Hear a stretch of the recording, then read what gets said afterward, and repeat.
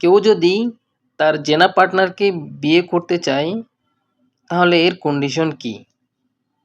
সে কি তাকে বিয়ে করতে পারবে নাকি ছেড়ে দেওয়া ভালো হবে? জেনা করা বড় ধরনের গুনাহ।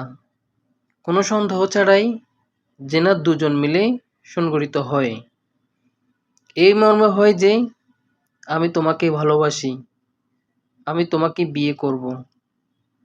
কিন্তু আপনি যখন তাকে ছেড়ে আসেন তখন সে হয়ে যায় ভিকটিম আর আপনি অপরাধী।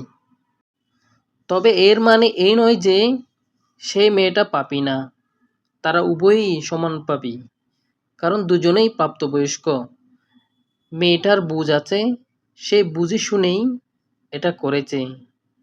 তারা দুজনেই সমান গুনাহগার। এখন কথা হলো, যার সাথে জিনা করলেন তাকে বিয়ে করার ব্যাপারে ইসলামী উলামায়ে কেরামের মত কি?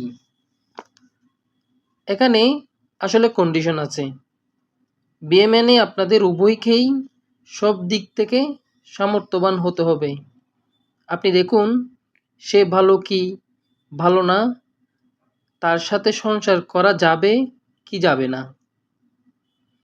নাকি সে বিয়ের পরেও অন্য কারো সাথে জেনা করবে, বা তারও দেখা উচিত আপনি স্বামী হিসেবে কেমন, বা আপনার কন্ডিশনটা তারও দেখা উচিত।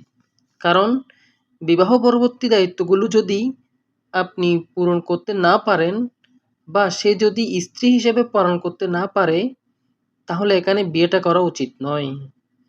বিয়েটা 2 মিনিটের মজা না, বিয়েটা হচ্ছে সারা জীবনের জন্য।